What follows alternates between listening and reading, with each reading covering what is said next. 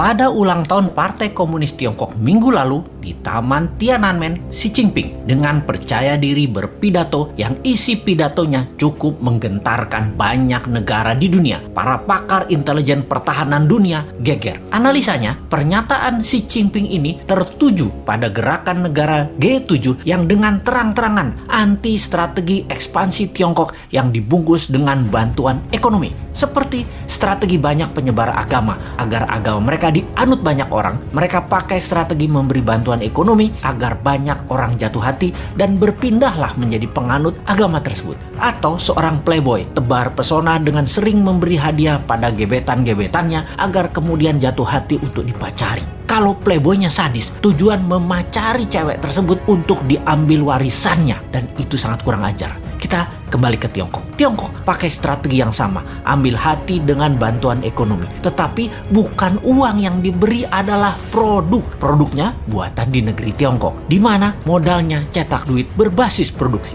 Sederhana kan? Tapi pejabat negara yang negaranya takut dengan Tiongkok dipasang doktrin bahwa kalau cetak uang itu akan inflasi negaramu. Wis, sakarepmu bos. Ingat, jabatan ada batasnya, ilmu juga ada batasnya.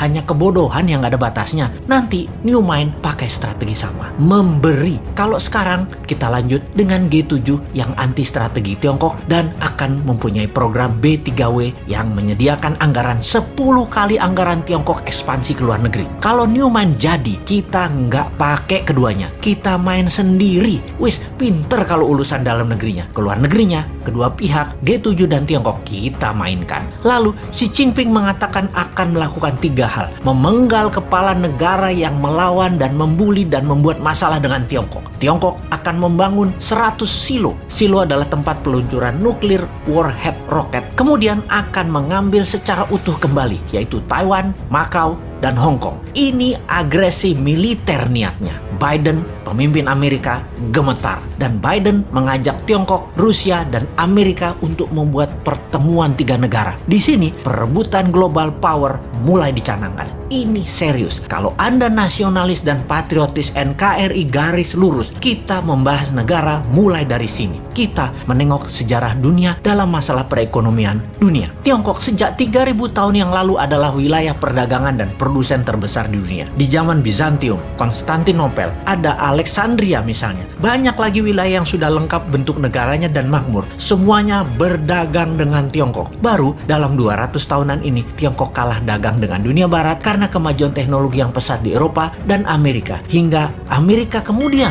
membangun Korea Selatan dan Jepang untuk menguasai pasar Asia Timur. Namun, strategi Deng Xiaoping di tahun 1979 hanya dalam 40 tahunan, Tiongkok kembali menjadi yang terbesar perdagangannya. Salah satunya memang bangsanya terbiasa berproduksi, terbiasa dagang, dan kuat lapar bangsanya. Secara bawah sadar, bangsa Han itu adalah bangsa pedagang, pandai memberi di awal, pandai merendah, pandai dagang tanpa untung, yang penting pembeli untung dulu, pandai putar uang, dan jago dalam kesehatan alami biomedisin tradisional ala timur. Secara ekonomi dan kesehatan memang di nomor 1 dan 2 kan, baru makanan. Mereka itu jago makan. Makanan mereka enak-enak. Secara dasar kehidupan, pola pikir bawah sadar mereka ya happy-happy dan kerja keras. Work hard, play hard. Jangan kayak di negara tetangga, banyak yang work soft, no play.